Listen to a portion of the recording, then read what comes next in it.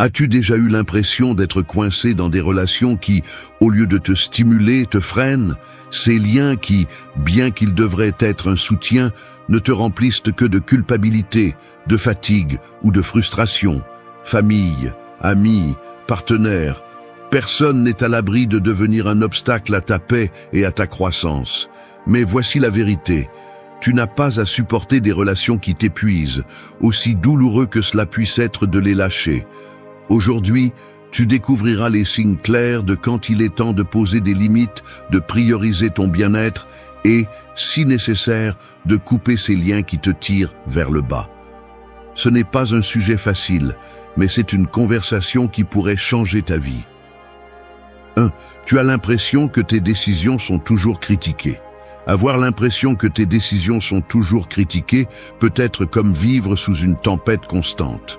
Chaque choix que tu fais, chaque pas que tu prends, semble être examiné et remis en question, comme si tes raisons n'étaient jamais suffisantes pour les autres. Cette situation, en plus d'être épuisante, peut miner ta confiance, te faisant douter même des pas que tu faisais auparavant avec certitude. Mais c'est là que la réflexion entre en jeu. Prends-tu des décisions pour plaire aux autres ou pour rester fidèle à ta propre essence? Marc Aurèle nous enseigne que nous ne pouvons pas contrôler les opinions des autres, mais que nous pouvons contrôler notre réaction face à elles. Si tu permets que les critiques constantes déterminent ta direction, tu confies les rênes de ta vie à des personnes qui ne parcourent pas ton chemin. Cela ne signifie pas ignorer les critiques constructives. Celles-ci peuvent être précieuses si elles viennent de personnes qui souhaitent sincèrement ta croissance. Cependant, lorsque la critique devient une habitude qui dévalorise tes décisions, il est temps de fixer des limites. Réfléchis aux intentions derrière ces mots. Critiquent-ils pour t'aider à t'améliorer ou simplement pour imposer leur point de vue? Sénèque disait qu'une vie sans réflexion ne vaut pas la peine d'être vécue. Et une partie de cette réflexion consiste à discerner quelles relations nous apportent et quelles relations nous enlèvent. Si ceux qui t'entourent ne peuvent pas respecter tes décisions, il est peut-être temps d'évaluer leur place dans ta vie. Couper les liens ne signifie pas toujours une rupture dramatique. Parfois, il s'agit simplement de décider quelle place tu donnes à ces personnes dans ton esprit et dans ta vie quotidienne. Épictète parlait de l'importance d'être les gardiens de notre paix intérieure. Laisser les autres la perturber avec des critiques constantes, c'est abandonner cette responsabilité. Il ne s'agit pas de t'éloigner avec ressentiment, mais de protéger ton bien-être avec calme et clarté. De plus, les critiques constantes peuvent être le reflet des insécurités de celui qui les formule. Souvent, les gens projettent leurs propres peurs et frustrations sur les autres, et tes décisions deviennent une cible facile. Ce n'est pas ton devoir de porter ces projections. Zénon de Citium, fondateur du stoïcisme, nous rappelle que vivre en harmonie avec la nature, c'est vivre selon notre propre raison et nos vertus. Lorsque tu suis ce chemin, tu n'as pas besoin de validation externe pour te sentir en paix. Pose-toi des questions honnêtes. Ces critiques m'aident-elles à grandir ou me font-elles simplement sombrer? Est-ce que je vis pour plaire aux autres ou pour être authentique avec moi-même? Les réponses te guideront vers des décisions plus alignées avec ton bien-être. Si tu découvres que ces critiques sont infondées, envisage de réduire le contact ou d'établir des limites claires. Ce n'est pas un acte égoïste, c'est un pas vers ta liberté émotionnelle. Enfin, rappelle-toi que ta valeur n'est pas déterminée par l'opinion des autres. Comme le disait Marc Aurèle, le bonheur de ta vie dépend de la qualité de tes pensées. Choisis de nourrir des pensées qui renforcent ta confiance et ta sérénité. Les critiques externes n'ont pas à te définir si tu choisis de marcher avec assurance et confiance sur le chemin que tu as tracé pour toi. 2. Ils minimisent tes problèmes ou tes réussites. Il y a des moments dans la vie où, avec espoir, tu décides de t'ouvrir à quelqu'un. Tu partages tes problèmes en espérant du réconfort, ou tu parles de tes réussites en cherchant un peu de célébration. Mais au lieu de trouver du soutien, tu te retrouves face à une indifférence gênante ou à des commentaires qui dégonflent ton enthousiasme. Ce n'est pas si important ou cela arrive à tout le monde. Et te voilà, avec tes émotions à la main, te sentant invisible, comme si ce que tu ressens ou fais n'avait pas de poids. Quand quelqu'un minimise tes problèmes, il ne fait pas seulement invalider tes émotions, il ferme aussi la porte à la connexion. Il t'envoie un message clair. Tes difficultés n'ont pas d'importance. Mais Marc Aurèle nous enseignait que nous ne devons pas laisser l'opinion des autres contaminer notre paix. Si une personne n'est pas capable de te montrer de l'empathie, il est peut-être temps de remettre en question la place qu'elle occupe dans ta vie. Tes problèmes sont légitimes parce qu'ils sont à toi, et personne d'autre ne peut décider de leur pertinence. Parfois, cette minimisation peut venir d'un lieu d'inconfort. Il est possible qu'ils ne sachent pas comment gérer tes émotions ou qu'ils préfèrent ne pas faire face à des sujets difficiles. Mais voici la vérité. Leur limitation ne devrait pas devenir ton fardeau. Épictète disait que nous ne pouvons pas contrôler comment les autres agissent, mais bien comment nous réagissons. Tu n'as pas à accepter le rejet déguisé en conseil ou perspective. Ta douleur mérite d'être reconnue, même si les autres ne savent pas comment le faire. D'autre part, minimiser tes réussites peut être tout aussi douloureux. Peut-être as-tu accompli quelque chose qui t'a demandé du travail, de la dévotion et du sacrifice. Tu le partages avec enthousiasme pour recevoir un commentaire froid. Ce n'est rien de spécial, ou n'importe qui pourrait le faire. Cette indifférence a un impact. Elle te fait douter, non pas de ta réussite, mais de ta décision de la partager. Zénon de Citium nous rappelait que la vraie valeur réside dans le fait de vivre selon notre propre raison et de ne pas chercher la validation externe. Si quelqu'un ne peut pas célébrer tes victoires, il ne mérite peut-être pas d'en faire partie. Ce comportement en dit souvent plus sur l'autre personne que sur toi. Peut-être ne savent-ils pas comment gérer leur propre jalousie ou se sentent-ils mal à l'aise avec tes succès parce qu'ils leur rappellent leurs propres échecs. Mais ce n'est pas ta responsabilité. Tu ne peux pas porter le poids de leurs insécurités tout en essayant d'avancer. Comme le disait Sénèque, il vaut mieux marcher avec quelques compagnons que de choisir une foule qui ne partage pas ton destin. Il est crucial d'identifier quand ces dynamiques affectent ton bien-être. Demande-toi, comment me sens-je après avoir interagi avec ces personnes? Me sens-je plus fort ou plus petit? Ces questions peuvent révéler beaucoup de choses. Si tu te sens constamment dévalorisé, c'est un signe qu'il est temps de protéger ton espace émotionnel. Limiter la relation ne signifie pas toujours couper les liens de manière abrupte. Parfois, c'est simplement décider que ces personnes n'ont plus accès aux parties les plus vulnérables de toi. De plus, rappelle-toi que minimiser tes réussites et tes problèmes n'est pas seulement une question de ce qu'ils disent, mais aussi de comment ils le font. Cela peut être une attitude subtile, un changement de sujet ou un sourire condescendant qui te fait te sentir insignifiant. Mais tu n'es pas obligé de tolérer ces gestes. Comme le disait Marc Aurèle, le bonheur dépend de la qualité de tes pensées.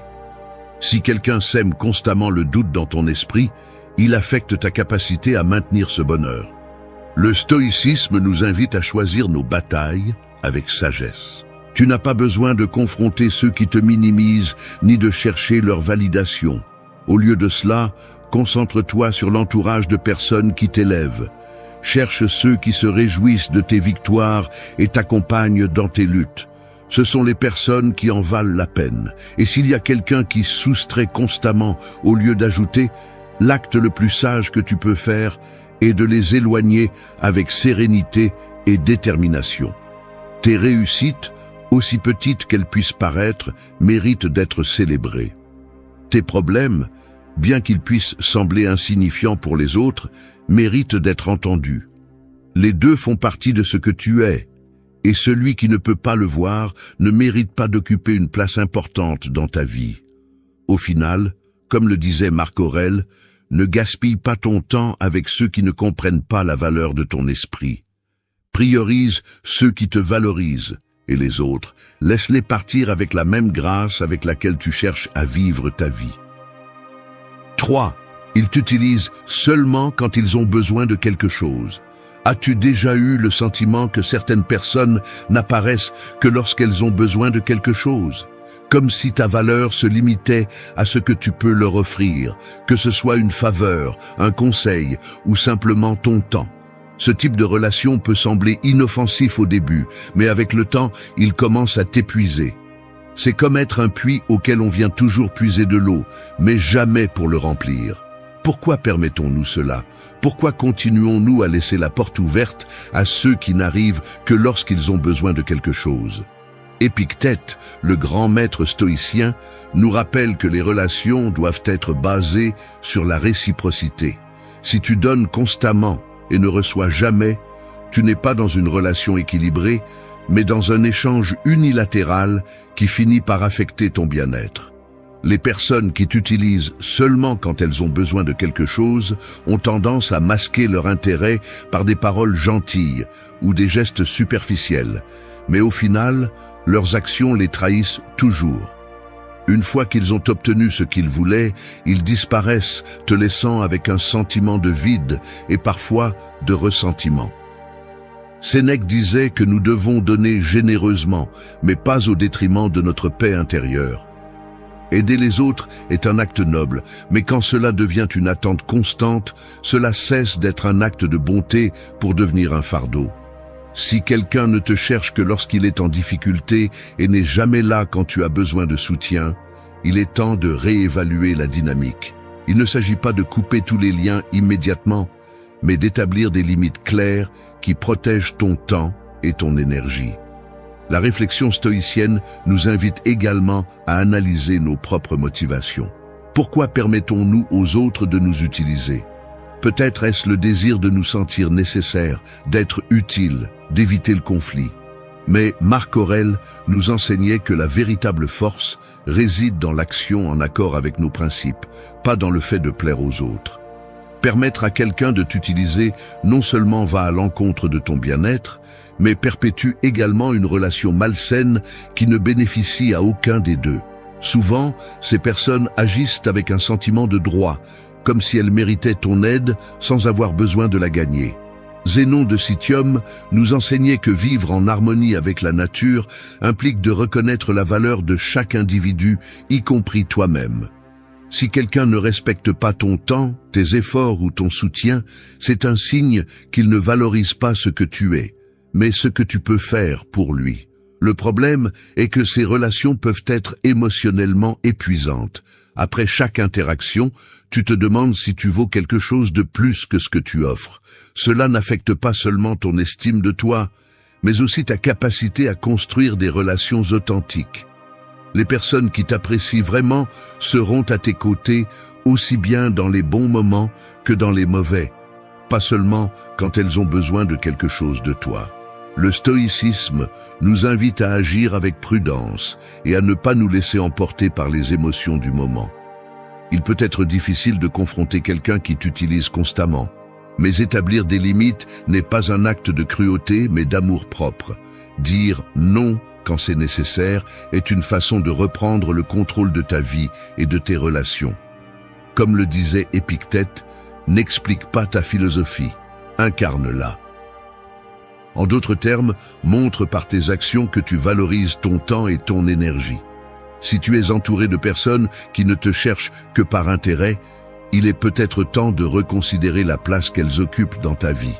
Cela ne signifie pas que tu dois les éliminer toutes immédiatement, mais tu dois évaluer si ces relations apportent quelque chose de positif.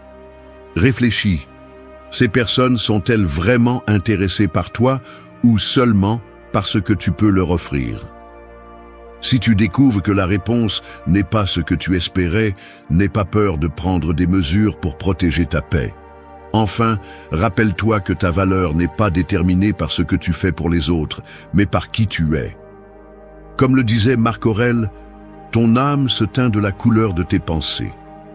Si tu permets aux autres de te réduire à un outil, tu t'éloignes de l'essence de ton être. Entoure-toi de ceux qui valorisent ta présence, pas seulement ton utilité, et fais de la place dans ta vie pour des relations qui te nourrissent vraiment. C'est la clé pour vivre en harmonie avec toi-même et avec le monde. 4. Il parle mal de toi dans ton dos. La confiance est l'un des piliers les plus importants dans toute relation.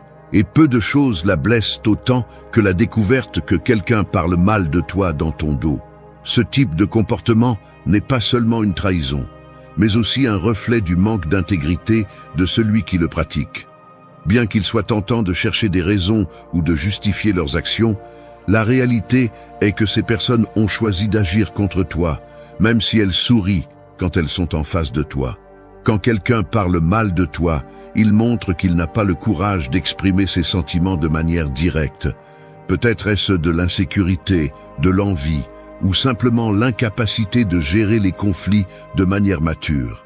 Cependant, cela n'atténue pas l'impact de leurs paroles. Savoir que quelqu'un, surtout quelqu'un de proche, sème des doutes ou des commentaires négatifs sur toi en ton absence, peut être profondément douloureux. Il est important de reconnaître que tu ne peux pas contrôler ce que les autres disent de toi, mais tu peux décider comment réagir. Au lieu de dépenser de l'énergie à essayer de changer leur opinion ou de confronter chaque rumeur, le mieux que tu puisses faire est de te concentrer sur la protection de ta paix intérieure.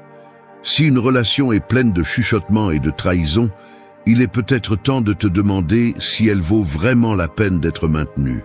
Parler mal de quelqu'un dans son dos en dit beaucoup plus sur celui qui le fait que sur la personne qui est l'objet de ses paroles.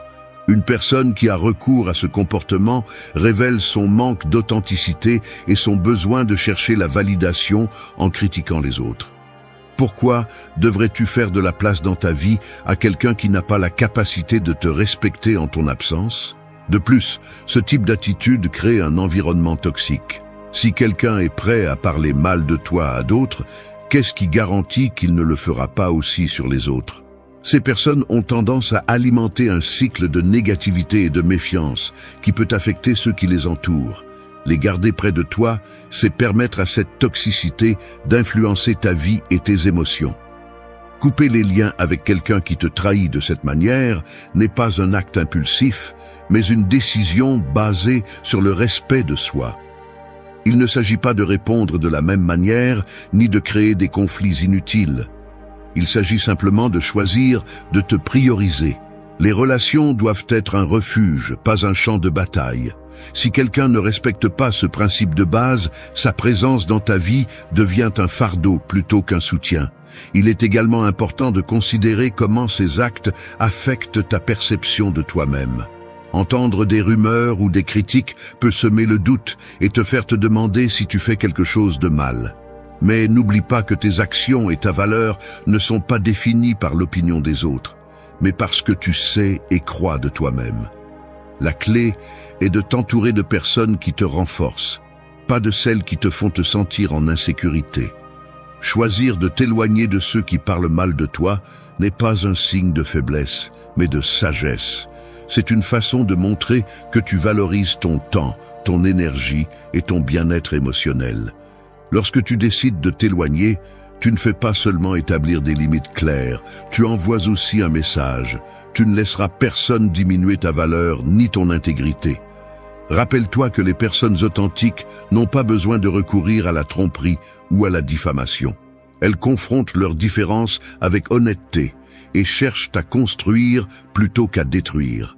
Si quelqu'un ne peut pas être honnête avec toi ou avec lui-même, son rôle dans ta vie doit être remis en question. Au final, la vie est trop courte pour investir du temps dans des relations qui ne t'apportent ni ne t'inspirent. Priorise les connexions basées sur la confiance et le respect. En le faisant, tu trouveras que le poids des trahisons diminue et qu'à la place, une paix intérieure grandit, une paix que personne ne peut te prendre. 5. Il n'écoute pas ce que tu dis. As-tu déjà eu l'impression que tes paroles tombent dans un abîme d'indifférence? Tu parles, tu expliques, tu partages tes pensées ou tes émotions, mais de l'autre côté, tu ne trouves que du silence, de la distraction ou une réponse qui montre qu'ils n'ont pas prêté attention. C'est frustrant, n'est-ce pas? Ce schéma n'est pas seulement un manque de courtoisie, mais aussi un indicateur d'une déconnexion profonde dans la relation. Écouter n'est pas seulement entendre, c'est valider, comprendre et être présent. Et quand quelqu'un ne le fait pas, la question se pose inévitablement. Quelle valeur cette relation a-t-elle pour eux? Écouter est l'un des actes les plus simples et les plus puissants dans n'importe quel lien humain. Il ne nécessite guère plus que de l'attention et de l'empathie, mais son impact est énorme. Quand quelqu'un t'écoute, il te fait te sentir valorisé, compris et surtout important. En revanche, quand on ne t'écoute pas, le message implicite est clair. Tes paroles, et peut-être toi-même, ne sont pas assez importantes. Il est naturel de justifier ce comportement chez ceux que nous aimons. Peut-être penses-tu, il est occupé, il a beaucoup de soucis, ou il ne le fait pas exprès. Mais si le schéma se répète encore et encore, il faut te demander si tu priorises une relation qui ne te rend pas le même intérêt. Nous avons tous des occupations, mais le respect mutuel implique de faire du temps pour ceux qui comptent, même au milieu du chaos quotidien. Le fait de ne pas écouter peut aussi être une forme d'invalidation. Lorsque tes pensées ou sentiments ne sont pas reconnus, tu as le sentiment qu'ils n'ont pas de poids ou de pertinence. Cela peut éroder ton estime de toi avec le temps, te poussant à te demander si tes opinions sont valides ou si tu ne communiques tout simplement pas de la bonne manière. Cependant, la racine du problème n'est pas en toi. Écouter est un choix, et si quelqu'un décide de ne pas le faire, ce n'est pas ta responsabilité de compenser son manque d'intérêt. De plus, ce comportement peut créer une déconnexion émotionnelle. Parler sans être écouté, c'est comme essayer d'arroser un terrain sec. Peu importe l'effort que tu mets, tu ne verras pas de résultat. Et pendant ce temps, cet effort se transforme en épuisement. Les relations s'épanouissent avec la réciprocité, et si tu as constamment l'impression que c'est toi qui maintiens la communication, c'est un signe clair que quelque chose n'est pas équilibré. Couper les liens avec quelqu'un qui ne t'écoute pas peut sembler drastique, surtout s'il s'agit de quelqu'un de proche. Mais l'acte d'établir des limites est essentiel pour protéger ton bien-être.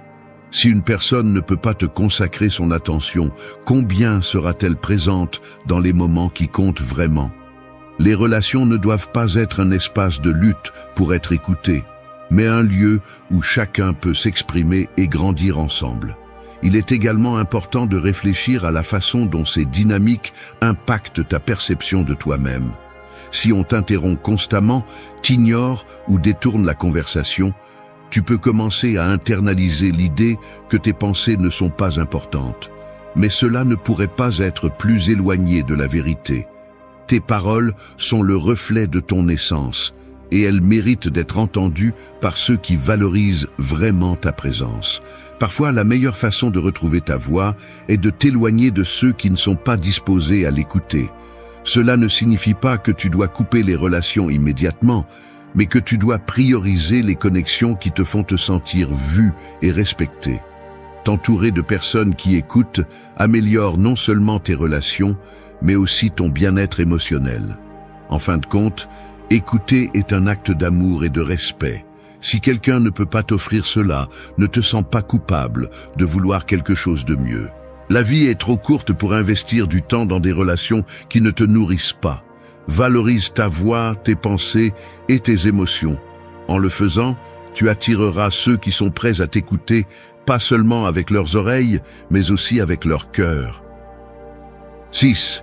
Ils privilégient toujours leurs propres intérêts. As-tu déjà eu le sentiment que quelqu'un proche n'agit qu'en pensant à son propre bénéfice? Il se peut que tu ne le remarques pas au début, car beaucoup d'entre nous justifions l'égoïsme des autres en pensant que tout le monde a ses propres préoccupations. Cependant, avec le temps, tu te rends compte que leurs intérêts sont toujours au premier plan, laissant les tiens en arrière-plan, s'ils sont même pris en compte. Cette dynamique n'est pas seulement épuisante, mais aussi injuste, car aucune relation ne peut prospérer sans un minimum de réciprocité. Une relation déséquilibrée où seul l'un des partenaires bénéficie peut commencer à épuiser ton énergie émotionnelle. Tu deviens quelqu'un qui cède toujours, ajuste ses plans ou reporte ses besoins pour le bien de l'autre personne. Et pendant ce temps, ils continuent à avancer sur leur propre chemin, sans s'arrêter pour voir comment leurs actions affectent le tien. Si tu as toujours l'impression que ton temps, tes efforts ou même tes émotions ne sont pas valorisés, c'est un signe clair que quelque chose ne va pas.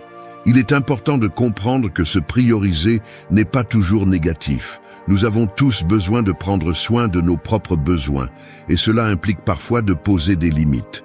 Cependant, il y a une grande différence entre respecter tes priorités et ignorer constamment celles des autres.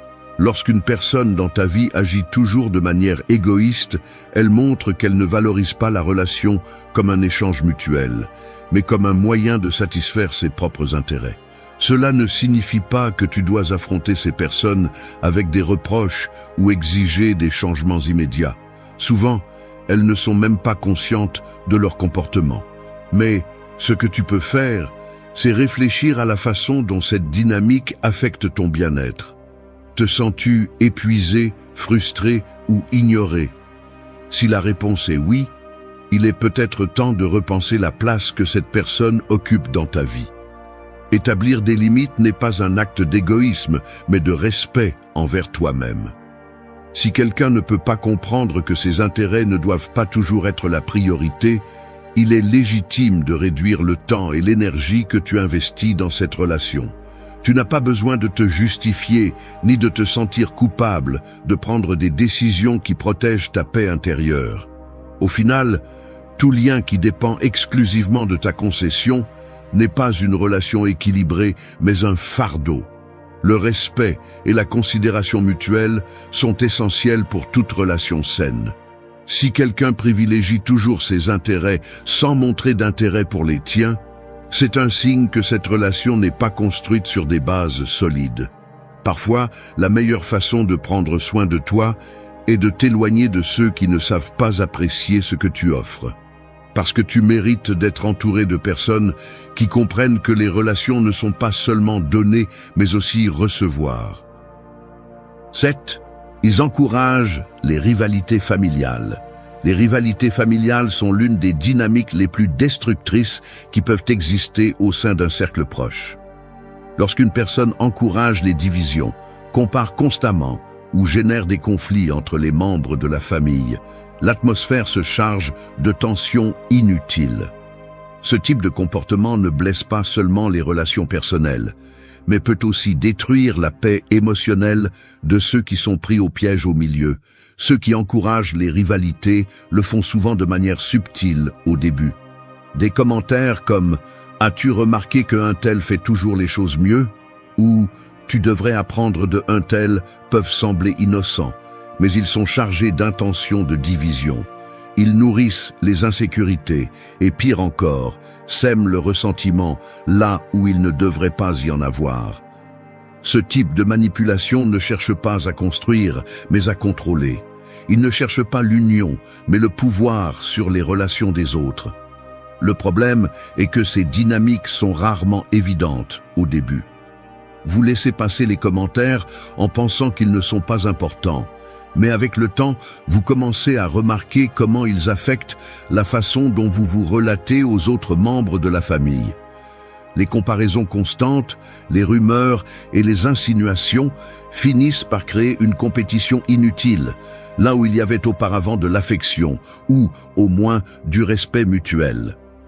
Garder près de vous quelqu'un qui encourage les rivalités ne nuit pas seulement à votre relation avec cette personne, mais aussi à vos liens avec le reste de la famille. Petit à petit, vous vous rendez compte que les conversations deviennent tendues, les moments partagés perdent leur chaleur, et ce qui devrait être un espace de soutien se transforme en un terrain hostile. Que pouvez-vous faire face à cette situation? La première chose est de reconnaître le schéma. Tous les commentaires ne sont pas mal intentionnés, mais si vous remarquez une intention récurrente de comparer, de critiquer ou de diviser, il est temps d'agir. Il est essentiel d'établir des limites claires. Vous pouvez choisir de ne pas participer à des conversations qui encouragent les rivalités et, si nécessaire, de faire comprendre que vous ne tolérerez pas ce type de comportement. Parfois, s'éloigner des personnes qui encouragent les rivalités est la seule option pour protéger votre paix intérieure et vos relations avec les autres membres de la famille. Cela ne signifie pas que vous devez créer un conflit ou les affronter directement. Vous pouvez simplement choisir de limiter leur influence dans votre vie, de réduire le temps que vous passez avec eux et d'éviter de tomber dans leur jeu. Rappelez-vous que votre bien-être émotionnel est plus important que toute attente sociale ou familiale. Vous n'êtes pas obligé de maintenir des relations avec des personnes qui tentent constamment de créer des divisions dans votre vie. La famille n'est pas seulement un lien de sang, elle doit aussi être un espace de respect, de soutien et d'amour. Et si quelqu'un dans ce cercle ne peut pas offrir cela, il est légitime de remettre en question sa place dans votre vie. En fin de compte, choisir la paix plutôt que le conflit est un acte de force. Lorsque vous décidez de ne pas participer à des rivalités et que vous vous éloignez de ceux qui les encouragent, vous donnez la priorité à votre santé émotionnelle et à la possibilité de construire des relations plus saines avec ceux qui apprécient vraiment votre présence. Parce qu'au final, les connexions qui valent la peine sont celles qui vous inspirent, vous soutiennent et vous aident à grandir. 8. Il t'ancre constamment dans le passé. Nous portons tous un passé. Il est rempli de bons et de mauvais moments, de décisions qui nous ont marqués et de chemins que nous avons pris, parfois avec des doutes. Mais le passé ne doit pas être une chaîne qui nous empêche d'avancer, et encore moins lorsque quelqu'un de proche le ramène constamment pour te juger ou te rappeler tes erreurs.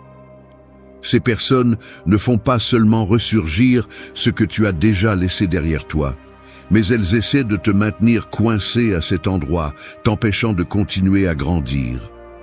Quand quelqu'un t'ancre dans le passé, il ne le fait pas par un intérêt véritable à t'aider à apprendre de tes expériences.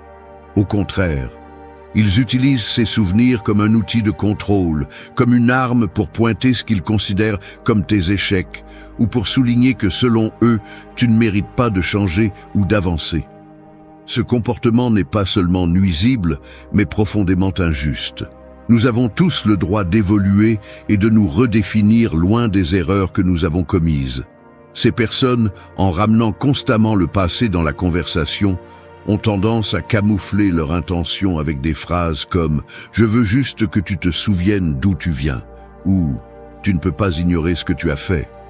Mais, en réalité, ce qu'ils cherchent est à te limiter. Ils ne veulent pas que tu te libères des ombres de ce qui a été, car en le faisant, ils perdent leur capacité de contrôle sur toi. Te garder lié au passé leur donne un avantage. Ils savent que ces mots pèsent et qu'ils peuvent arrêter ton avancement. Cependant, le passé n'a pas à être un fardeau. C'est un maître, pas un juge. Apprendre de tes expériences et les utiliser pour prendre de meilleures décisions dans le présent est ce qui définit la véritable croissance. Mais permettre à d'autres d'utiliser ces moments comme prétexte pour te manipuler ou te discréditer est une façon de leur donner un pouvoir qu'ils ne méritent pas.